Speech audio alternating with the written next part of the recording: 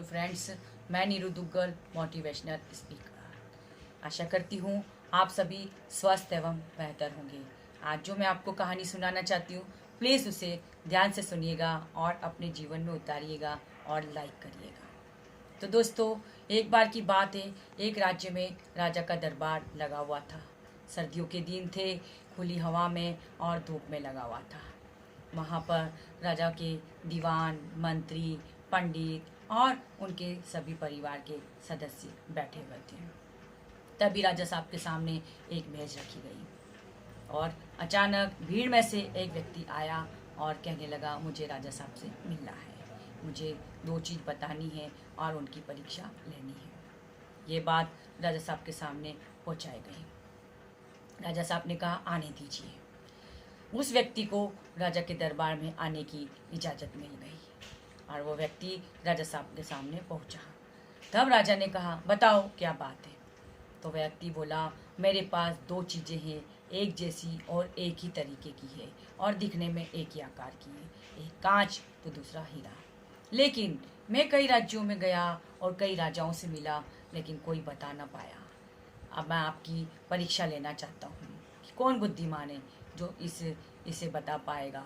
यदि इस बात को सही बताया गया तो इस हीरे को मैं आपके राज्य के खजाने में जमा कर दूंगा, और नहीं बता पाया तो आपको इसकी कीमत चुकानी होगी। तभी और ऐसे में जीतते आ रहा हूँ।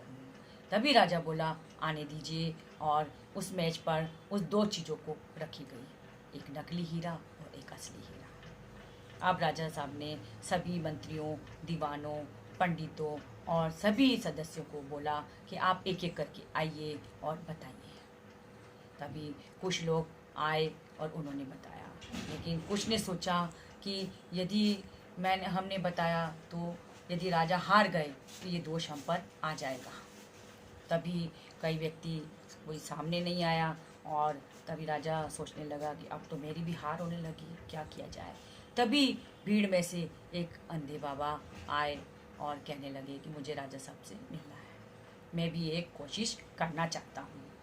तब राजा बोला कि अब जब कुछ हो नहीं रहा है, कोई निकाल नहीं हो रहा है इस चीज़ का, तो क्यों न इन बाबा को भी मौका दिया जाए। तब वो राजा साहब ने कहा, आइए बाबा और बताइए। तभी बूढ़े बाबा आए और उन्होंने 1 मिनट में बता दिया कि नकली हीरा कौन सा, असली हीरा कौन सा है। तभी राजा साहब तो कई लोग बहुत अच्छे खुश होने लगे और सोचने लगे कि वाह, ये तो बड़ी अच्छी बात हो गई है, ये कैसे हुआ। तभी भीड़ में से राजा साहब ने बोला कि बाबा आप बताइए कि ये कैसे हुआ, आपने इसको कैसे पहचाना। तब बाबा बोले, बहुत आसान तरीका है, जो धूप में गर्म हुए वह कांच हो गया और जो ठंडा रह गया वह हीरा है। दोस्तों, हमें भी अपनी ज़िंदगी में हर परिस्थिति में, हर विकट दिशा में हमें एक जैसा टिका होना चाहिए और हमें परिस्थितियों का मुकाबला करना चाहिए और हीरे के जैसे ठंडा रहना है। हमें वही जीतता है, वही सिकंदर है। हिम्मत जुटानी है तो चुनौतियों का सामना करें, हिम्मत जुटानी है तो चुनौतियों का सामना करें। सफलता तुम्हारी कदम चूमेगी, बस प्रयास करें। यही दोस्तों यहाँ तक के लिए। धन्यवाद, धन्यवाद, धन्यवाद।